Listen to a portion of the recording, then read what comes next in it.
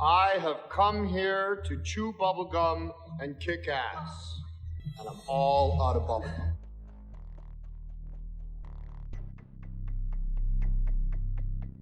They Live is held in very high regard by conspiracists, especially if you're a movie buff like myself.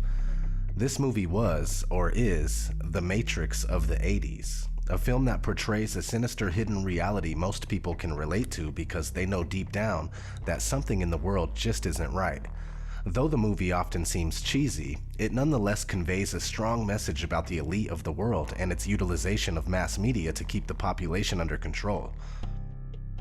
The star of the movie, Roddy Piper, was noted on Twitter saying, "They Live is a documentary." This was roughly 2 years before he died in 2015. Of course he was joking, at least a little bit, right? This movie is one of those rare subversive stories that forces viewers to question their world and their surroundings. Because despite the fact that the movie is about ghoulish aliens, it communicates truths to the viewers that are only alluded to in mainstream movies. In fact, looking deeper into the storyline, one might realize that there's probably more science than fiction in this story. Are the aliens in the movie an imaginative way to portray the world's elite, those who secretly run the world, those that we call the Illuminati? Let's revisit this cult classic and see how it describes the hidden rule of the elite. Right from the beginning, as we see Nada walking around Los Angeles with his backpack, the movie sets a particular mood. Something is not quite right. There is a sense of impending doom in the air. Poverty is rampant, helicopters fly all around the city, and street preachers speak of soulless beings that rule the world. They have taken the hearts and minds of our leaders. They have recruited the rich and the powerful, and they have blinded us to the truth. Our human spirit is corrupted. Why do we worship greed? Because outside the limit of our sight, feeding off us, perched on top of us from birth to death, are our owners. Our owners, they have us, they control us, they are our masters. Wake up, they're all about you, all around you. Is the preacher's description of the masters applicable to the Illuminati? As we follow Nada's aimless drifting across the city, the camera often focuses on people gazing blankly at television screens, mindlessly absorbing the feeble messages it communicates. Regular Joes appear to truly enjoy their television shows, until an obscure organization hacks the airwaves to broadcast subversive messages about the hidden rulers of the world. Natural looking, easy to apply nails, pre-colored in 7 luscious hues. Just... Our impulses are being redirected. We are living in an artificially induced state of consciousness that resembles sleep. Oh, goddamn hacker, that second time night that asshole's cut in. The movement was begun 8 months ago by a small group of scientists who discovered, quite by accident, these signals being sent through... Thing's giving me a headache. Yeah, tell me about it. Us took the hackers months to figure out how to do this. The poor and the underclass are growing. Racial justice and human rights are non-existent. They have created a repressive society, and we are their unwitting accomplices. Their intention to rule rests with the annihilation of consciousness. We have been lulled into a trance. They have made us indifferent to ourselves, to others. We are focused only on our own gain.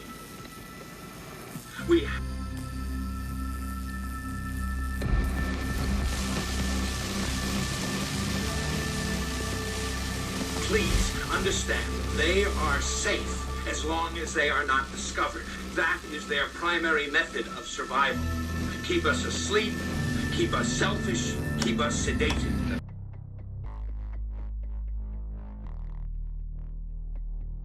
The average Joes who watch this pirated TV broadcast all get a massive headache. The raw truth is indeed too much for most people to bear.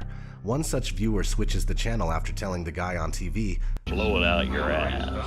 Just like today, most people do not want to hear about this kind of stuff. They just want to go back to playing on their phone or mindlessly viewing television.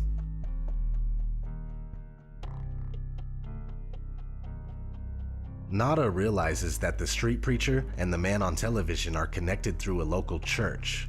When he sneaks into the church, he discovers that it's actually the headquarters of an underground organization. On a wall inside the church is written, "They live, we sleep," a phrase that describes the fundamental difference between the elite and the masses. Those in power know the truth about the world and possess the means and power to truly live. The rest of the population is sedated, dumbed down, and manipulated into a zombie-like state in order for it to be easily manageable. Nada learns that the rebellious organization is attempting to recruit people to take down the rulers. However, a few days later, Nada sees just what happens to those who plot against those in power. Helicopters, bulldozers, and police in full riot gear raid the place, destroy everything, and arrest the members of the underground organization. That is how the elite respond to contrary views. After witnessing the violent police shakedown, Nada begins to realize that something is wrong in America. The guy who believed in working hard and following the rules is starting to believe that something is completely out of place here. Determined to learn more, Nada re-enters the church and finds a few interesting things. First, "They live, we sleep" has been painted over. They don't want that message to be known.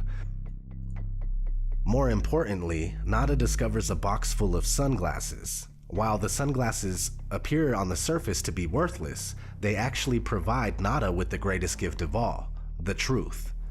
When he has the sunglasses on, Nada sees through the smoke and mirrors projected by advertisement and mass media. He only sees the core of their message and the only reason why they exist.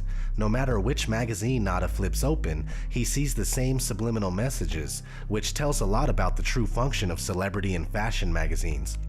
Despite the fact that they are all different, they all ultimately serve the same purpose, to reinforce messages from the elite to the masses.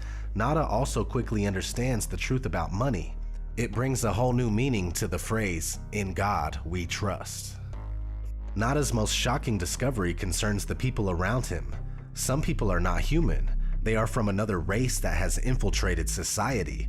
Nada realizes that they are everywhere and that they hold positions of power, like this politician giving a speech on television.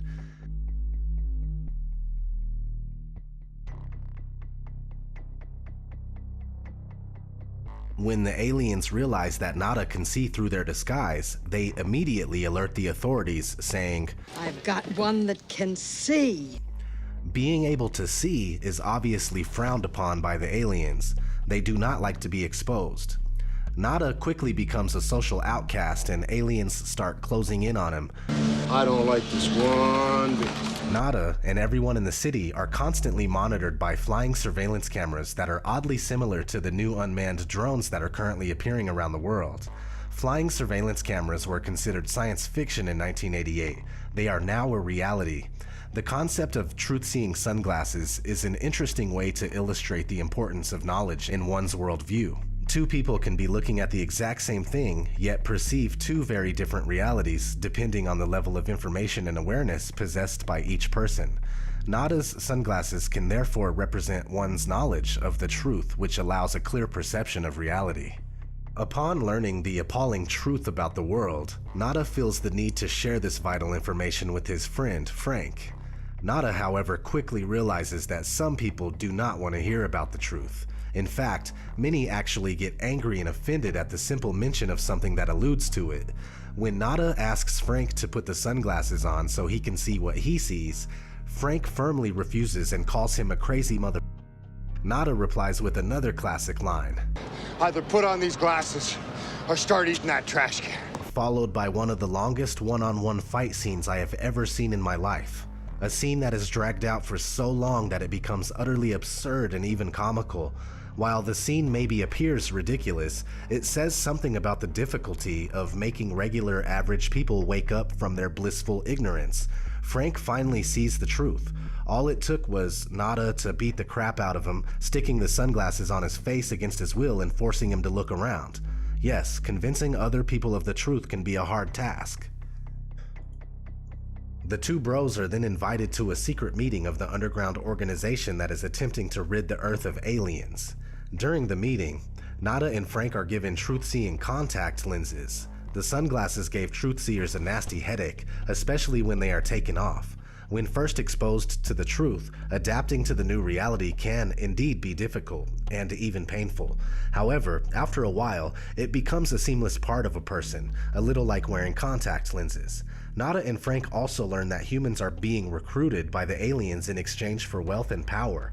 As the leader of the underground organization says, most of us just sell out right away. it is rather easy to make a correlation between the movie and the actual politicians and celebrities we've seen in the past who readily sell their soul to the Illuminati in exchange for wealth, power, and celebrity status.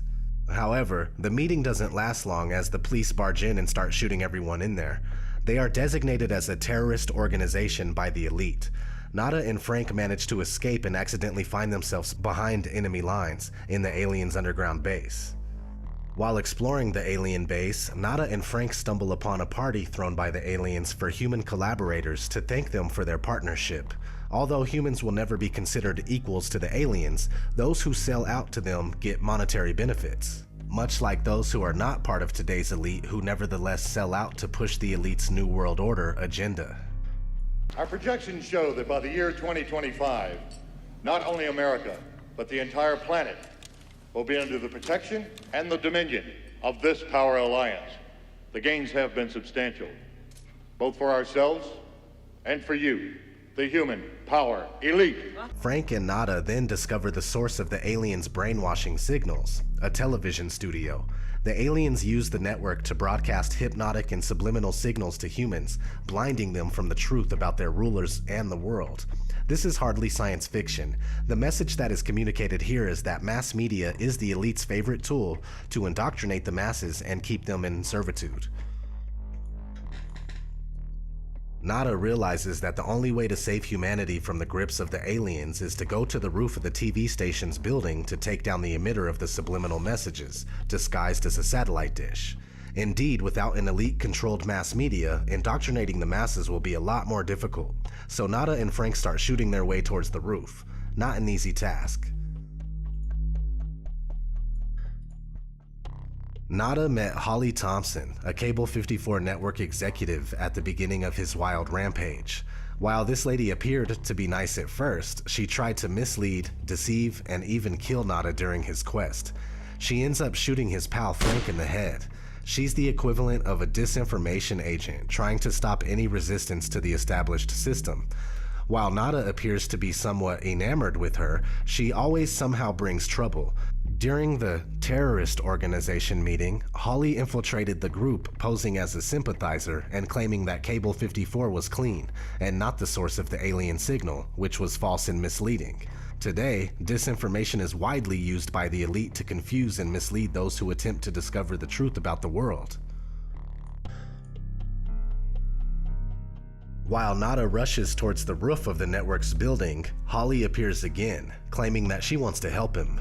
However, she is simply trying to kill him before the mission is accomplished. She is therefore another human that sold out to the aliens, being used to disrupt non-corrupted humans attempting to liberate themselves and others. Nada manages to take down the alien transmitter and saves humanity, but he ends up being shot dead by a policeman in the process. Nada therefore becomes a quintessential hero, sacrificing his life for the greater good of humanity. Even though it cost his life, Nada visibly does not regret exposing the aliens to the world. With his last ounce of strength, Nada gives the aliens a unique parting gift.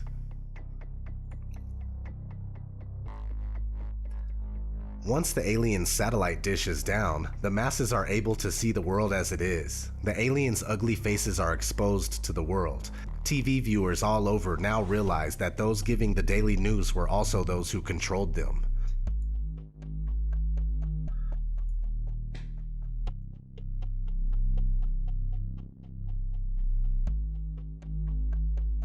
As the years have gone by, this movie's message has become increasingly relevant and freakishly realistic.